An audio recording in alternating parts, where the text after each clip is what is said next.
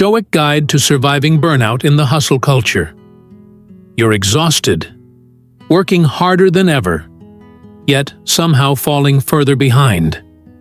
The hustle culture promised success, but delivered burnout instead. What if I told you the ancient Stoics figured this out 2,000 years ago? While everyone's telling you to grind harder, push more, sleep less, the Stoics discovered a counterintuitive truth. True productivity comes from strategic withdrawal, not endless pushing. In this video, I'll show you how the forgotten wisdom of philosophers like Marcus Aurelius and Seneca can break you free from the burnout cycle that's destroying your mental health, relationships, and, ironically, your actual productivity. Forget the motivational hype. Today, we're diving into practical Stoic strategies that successful people use to thrive without burning out. If you're tired of feeling exhausted but can't afford to stop, the next few minutes might completely change your approach to work and life. 1. The dichotomy of control reset. Have you ever felt like you're drowning in a sea of expectations, deadlines, and demands? The weight gets heavier every day, and no matter how fast you swim, the shore seems to drift further away. This overwhelming feeling isn't just in your head. It's the direct result of a fundamental misunderstanding about control. Think about it. Right now, your mind is probably racing with 1,000 different concerns. That project deadline, your boss's expectations, market conditions, competitor actions, family obligations, health worries, and the list goes on. But here's the million-dollar question that the Stoics were obsessed with. Which of these things do you actually control? The answer might shock you. According to Stoic philosophy, you control far less than you think, and that's actually good news for your mental health and productivity. This brings us to our first Stoic strategy for surviving burnout in hustle culture: the dichotomy of control reset.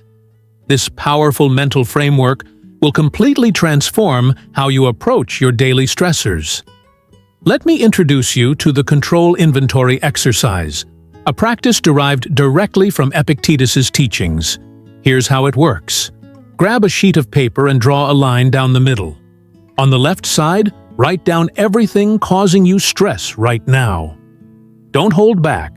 List all your projects, worries, and obligations. Now, for the transformative, on the right side, ruthlessly identify which aspects of each item you genuinely control. Not what you influence, not what you hope for, but what you have complete control over. What you'll discover is profound. You don't control whether your proposal gets accepted, but you control the quality of your preparation. You don't control market conditions, but you control your response to them. You don't control other people's opinions, but you control your own integrity. This isn't just philosophical wordplay. It's a practical mental reset that immediately lightens your cognitive load by helping you stop wasting energy on things beyond your control. But the Stoics were practical, and they understood that life isn't black and white. This brings us to the influence boundary technique. Instead of thinking in binary terms, control or no control, identify your specific leverage points where your actions can influence outcomes without directly controlling them. For example, you can't control whether you get promoted, but you can influence the perception of your work by communicating effectively. Drawing these influence boundaries helps you direct your energy strategically rather than scattering it across every concern. Finally, there's the mental rehearsal practice, a cornerstone of Stoic preparation for life's uncertainties. Each morning, take 5 minutes to mentally rehearse potential challenges that lie ahead. Visualize obstacles arising, and see yourself responding with calm, focused action rather than frustration. This isn't negative thinking. It's practical preparation that builds emotional resilience. The beauty of this first Stoic strategy is that it immediately cuts through the noise. When you stop exhausting yourself trying to control the uncontrollable, you reclaim massive amounts of mental and emotional energy. And that energy can now be directed toward what actually matters. 2. The productive pause protocol. Have you ever noticed that your best ideas rarely come when you're frantically working under pressure? Instead, they seem to appear during a shower, a walk, or right as you're falling asleep. There's a reason for this, and the ancient Stoics understood it better than our modern productivity gurus. In today's hustle culture, we've been sold a dangerous myth that maximum effort equals maximum results. Push harder, sleep less, work more. But what if I told you this approach is actually sabotaging your productivity and driving you straight toward burnout? This brings us to our second Stoic strategy for surviving burnout: the productive pause protocol. This counterintuitive approach might completely change how you structure your work and rest. Let me introduce you to what I call the 85% rule, a principle that modern science is only now catching up to, but that Stoics like Seneca understood intuitively. Research from performance psychology has consistently shown that working at about 85% of your maximum capacity, not 100%, produces the best long-term results. Why? Because that 15% buffer prevents cognitive fatigue, reduces error rates, and leaves room for creative insight. Marathon runners call this negative splitting, deliberately running the first half slightly slower to finish stronger. When you consistently push to 100%, you deplete the mental resources needed for sustained performance. Try this experiment. For 1 week, consciously dial your effort back to 85%. Set a timer to finish work 15% earlier than your deadline. Take breaks before you feel you need them. What you'll likely discover is that your total output increases while your stress decreases. Next is a practice I call strategic incompletion, a technique that would have made Seneca proud. At the end of each workday, deliberately leave at least one task unfinished, but in a state where you know exactly what the next step is. This creates what psychologists call the Zeigarnik effect. Your brain will continue processing the task in the background, often resulting in breakthrough insights. Additionally, when you return to work the next day, you'll start with momentum rather than facing the resistance of beginning something new. The third element of the productive pause protocol is what I call the forced sabbatical technique. This involves scheduling mandatory periods of complete disengagement from work. And I mean complete.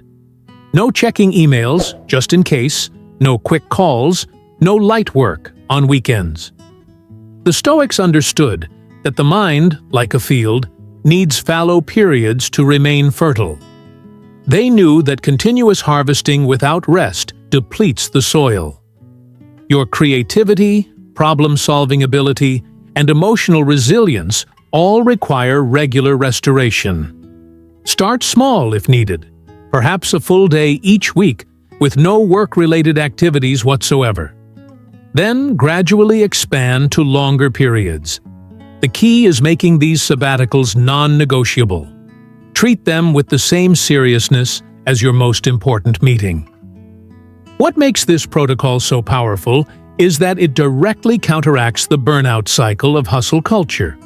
Instead of constantly depleting your resources until you crash, you're creating a sustainable rhythm of engagement and renewal.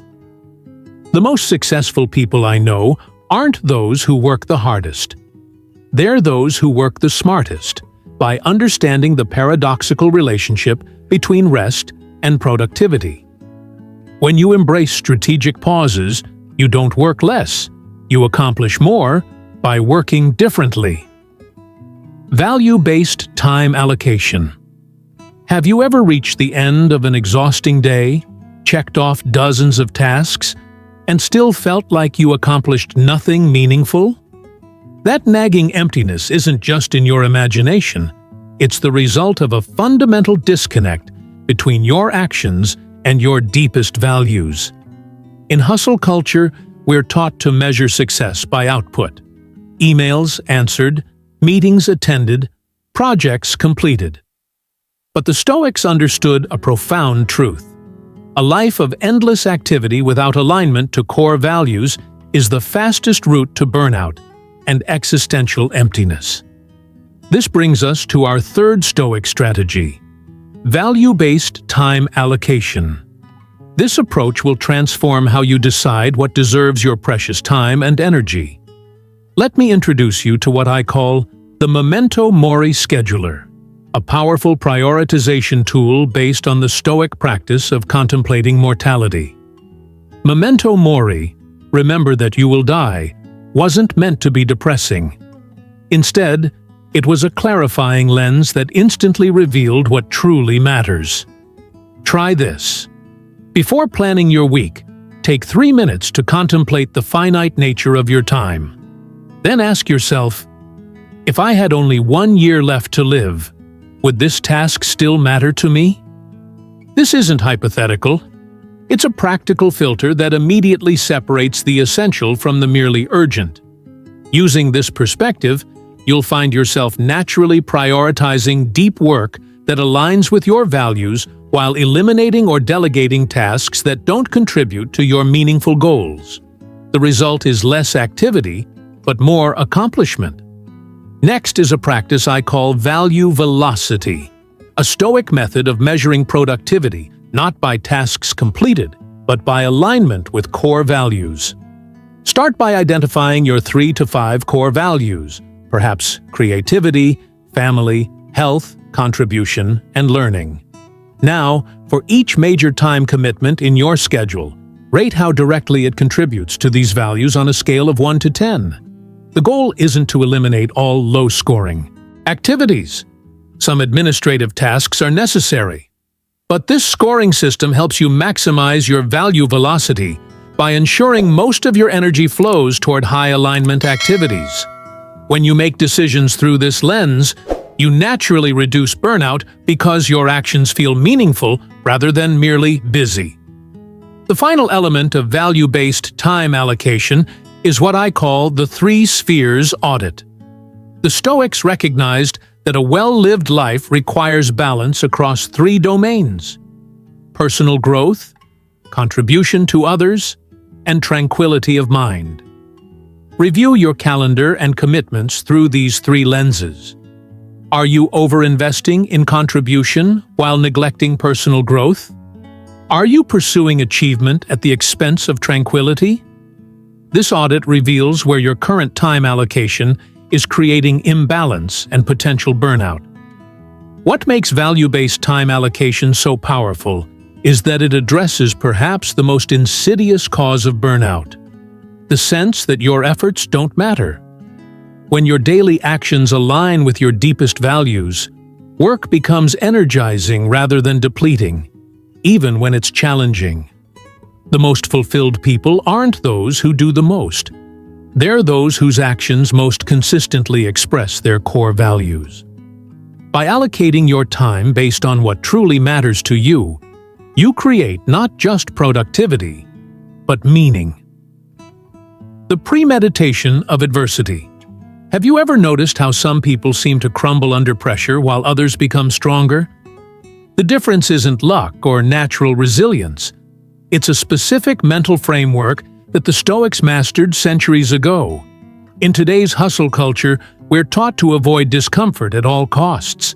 We seek life hacks, shortcuts, and pain-free paths to success. But what if our avoidance of difficulty is actually making us more fragile and accelerating our path to burnout? This brings us to our 4th Stoic strategy: the premeditation of adversity. This approach will completely transform your relationship with challenges and setbacks. Let me introduce you to what I call Negative Visualization 2.0, a powerful mental exercise derived from the Stoic practice of premeditatio malorum, the premeditation of evils. unlike toxic positivity that pretends everything will work out. This practice builds psychological immunity through controlled exposure to potential difficulties. Here's how it works. Take 5 minutes each morning to vividly imagine specific challenges you might face that day. Your presentation could bomb. Your proposal might get rejected. Your computer could crash. Now, the crucial mentally rehearse responding to these scenarios with calm, resourcefulness, and perspective. This isn't pessimism, it's practical preparation. Research in cognitive psychology shows that this kind of mental rehearsal actually reduces anxiety about potential problems while building confidence in your ability to handle whatever comes your way.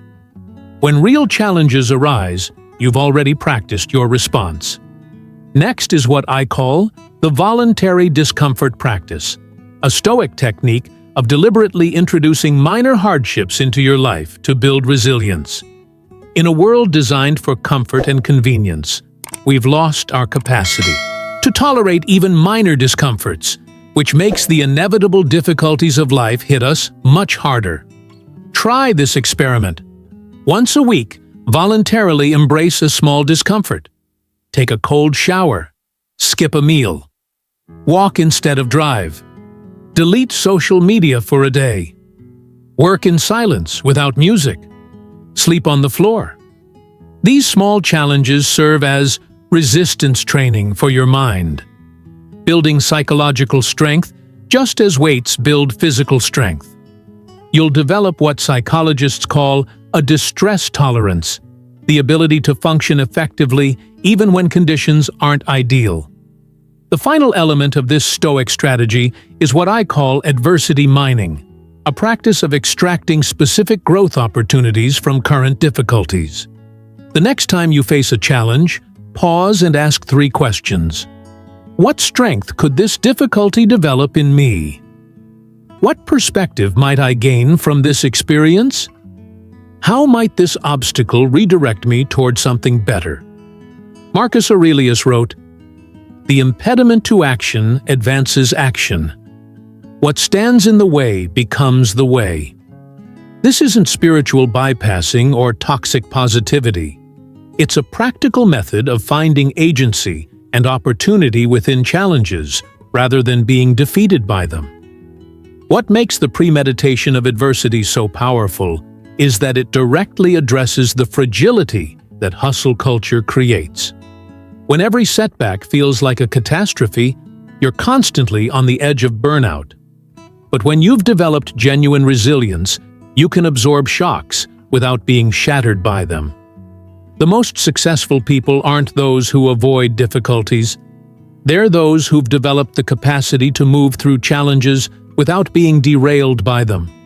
By embracing adversity as a teacher rather than an enemy, you build psychological strength that prevents burnout, even in demanding circumstances. 5. Breaking the external validation loop. Have you ever posted something online and then checked for likes every few minutes? Or completed a project and immediately sought approval from your boss? If so, you've experienced the external validation loop, one of the most dangerous drivers of burnout in today's hustle culture. In a world of constant feedback, metrics, and public performance, we've become addicted to external validation. Every like, comment, raise, or compliment delivers a tiny dopamine hit. But this addiction comes at a massive cost to our mental health and authentic productivity. This brings us to our 5th Stoic strategy: breaking the external validation loop. This approach will transform how you measure your worth and success. Let me introduce you to what I call the audience of none principle, a practice derived from the Stoic commitment to virtue, regardless of recognition. The Roman philosopher Seneca wrote about acting virtuously, even when no one is watching. But in today's connected world, almost no one does anything without an audience. Try this experiment. Choose one meaningful project this week and commit to working on it without telling anyone. Don't post updates on social media. Don't seek feedback until it's complete. Don't even mention it in casual conversation. Work as if no one will ever know you did it. What you'll discover is both uncomfortable and liberating. Without the constant hits of external validation, you'll feel withdrawal symptoms, anxiety, doubt, and the urge to seek reassurance. But pushing through this discomfort reveals something powerful: the intrinsic value of work done for its own sake, rather than for approval. Next is a practice I call opinion fasting, a structured method of temporarily disconnecting from others' judgments. For a defined period, perhaps a day, perhaps a week, commit to making decisions without seeking anyone's input or approval. This isn't about ignoring important feedback forever. It's about clearing external voices so you can hear your own wisdom. During this opinion fast, notice how often you habitually reach for validation. Each time you feel the urge to ask, "What do you think?" or check how many people liked your post, pause and ask yourself instead, "What do I think? What feels right to me? What would I do if no one ever knew?" The final element of this strategy is what I call the inner scorecard, a concept inspired by Warren Buffett but deeply aligned with Stoic philosophy. This involves developing personal metrics to measure your progress independent of external recognition. Start by defining what success looks like according to your values, not society's. What metrics would show you're living according to your principles? Perhaps it's the number of deep work hours, acts of kindness, moments of full presence with loved ones, or progress toward mastery in your craft. Track these personal metrics privately. When you receive external validation, appreciate it, but don't depend on it. When external validation doesn't come, your inner scorecard remains a stable source of self-assessment. What makes breaking the external validation loop so powerful is that it addresses one of the most exhausting aspects of modern work: the constant performance for others' approval. When your sense of worth depends on external validation, you're perpetually vulnerable to burnout through rejection, criticism, or simply lack of recognition. The most centered people aren't those who receive the most validation. They're those who've developed the capacity to value their own work independently of others' opinions. By breaking the external validation loop, you reclaim enormous amounts of mental and emotional energy that can be redirected toward what truly matters to you. 6. The nature connection reset. Have you ever noticed how different you feel after spending time in nature? The mental chatter quiets, your breath deepens, and problems that seemed overwhelming suddenly appear manageable. This isn't just a pleasant feeling, it's a fundamental biological reset that the Stoics understood centuries before modern science confirmed it. In today's hustle culture, we're increasingly disconnected from the natural world. We spend our days under artificial lights, staring at screens, breathing recycled air, and wondering why we feel constantly drained and on edge. This disconnection isn't just unpleasant, it's a direct path to burnout. This brings us to our 6th Stoic strategy, the nature connection reset. This approach will transform how you restore your mental and emotional balance. Let me introduce you to what I call environmental recalibration, a practice based on the Stoic recognition that humans are of nature, not separate from it. Modern research in environmental psychology confirms what the Stoics intuited. Natural settings literally rewire our stress response systems. Here's how to implement this. Schedule regular immersions in natural environments, not as leisure activities, but as essential mental health resets. These don't need to be elaborate wilderness expeditions. A local park, garden, or even a quiet spot under a single tree can serve as your reset point. The key is full sensory engagement. Leave your phone behind. Notice the patterns of light and shadow. Feel the temperature of the air on your skin. Listen to natural sounds. Smell the earth, plants, or water. This multisensory connection activates parasympathetic nervous system responses that counteract the fight-or-flight mode of burnout. Next is a practice I call the elemental grounding technique, which involves direct physical contact with natural elements. The Stoics emphasized our connection to the fundamental elements of the world: earth, water, air, and fire, or heat. Modern research shows that direct contact with these elements has measurable effects on everything from inflammation levels to sleep quality. Try this. Walk barefoot on soil or grass for 10 minutes. Submerge in natural water if available. Sit with your back against a living tree. Feel the wind on your face. Let sunlight touch your skin. These aren't just pleasant experiences. They're recalibration mechanisms for your entire physiological system. The final element of this strategy is what I call cosmic insignificance therapy, a perspective shift that leverages natural environments to reset ego-based anxieties. In nature, we're confronted with scales of time and space that dwarf our individual concerns. Mountains that took millions of years to form. Stars whose light began traveling before humans existed. Weather patterns that operate beyond our control. Marcus Aurelius regularly practiced this perspective shift, writing about how contemplating the vastness of cosmos helps us see our troubles in proper proportion. When your deadline seems all-consuming, look up at the night sky. When criticism stings, stand by the ocean. The natural world provides a powerful antidote to the artificially inflated importance we assign to our daily stresses.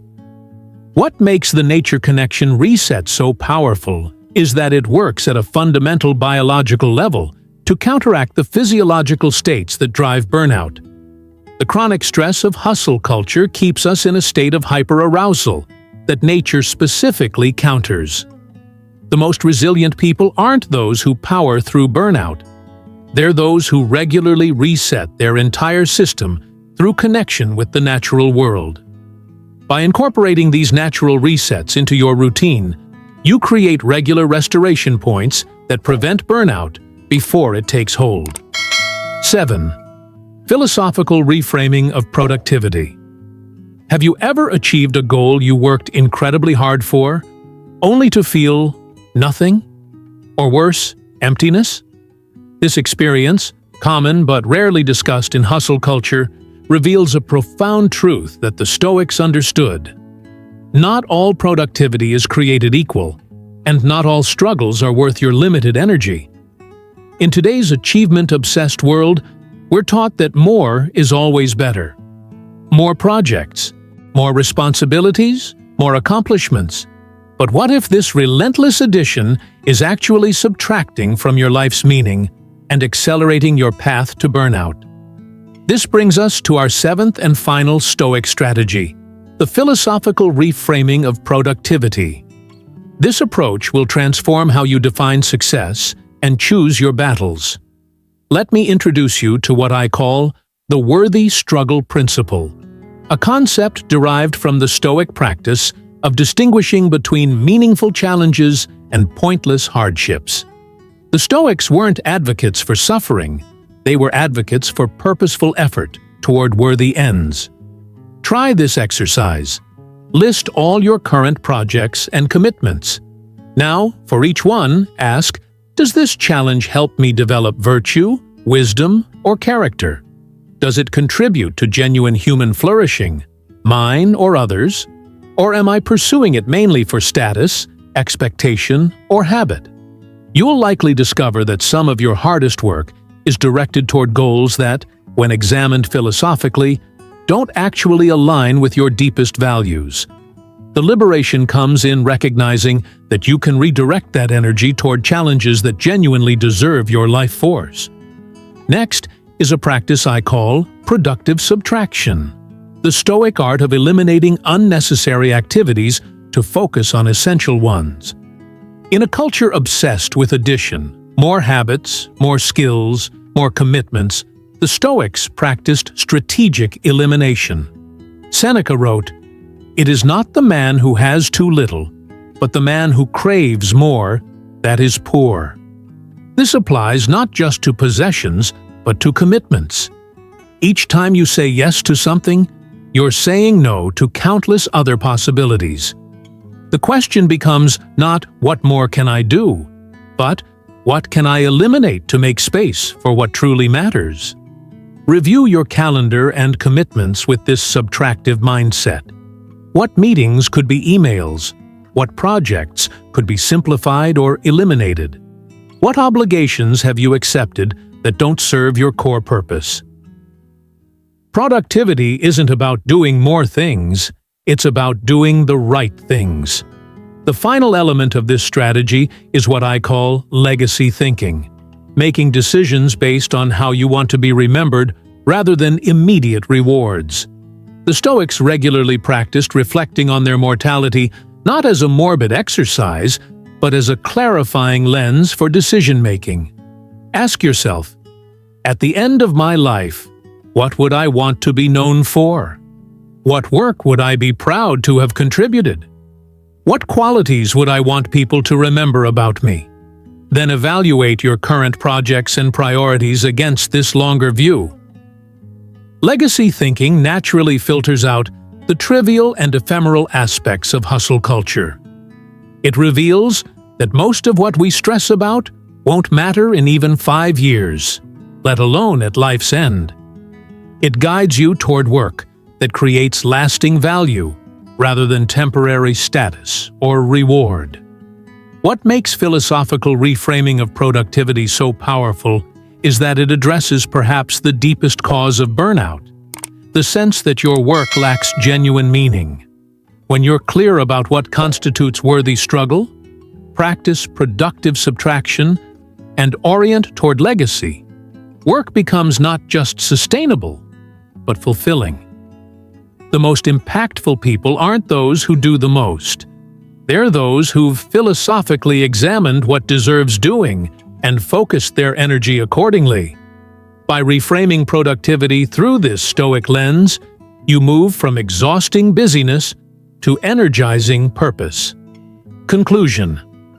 We've covered a lot of ground in this journey through Stoic wisdom. From the dichotomy of control to philosophical reframing, these ancient practices offer powerful antidotes to modern burnout. But I want to leave you with perhaps the most important insight of all. The Stoics weren't sitting in ivory towers philosophizing about abstract concepts. They were generals, emperors, and statesmen who faced immense pressure every day. Yet they thrived without burning out because they understood what our hustle culture has forgotten. True productivity isn't about endless grinding. It's about purposeful action aligned with your deepest values. Remember, burnout isn't a badge of honor. It's a signal that you've strayed from what truly matters. The next time you feel overwhelmed, pause and ask yourself, what would Marcus Aurelius do? Apply the dichotomy of control. Embrace the productive pause and measure success by your inner scorecard, not society's expectations. You don't have to choose between ambition and well-being. The Stoic path offers a third option, meaningful achievement without self-destruction. Now go forward, not as a victim of hustle culture, but as its master. Your future self will thank you for the wisdom you've embraced today.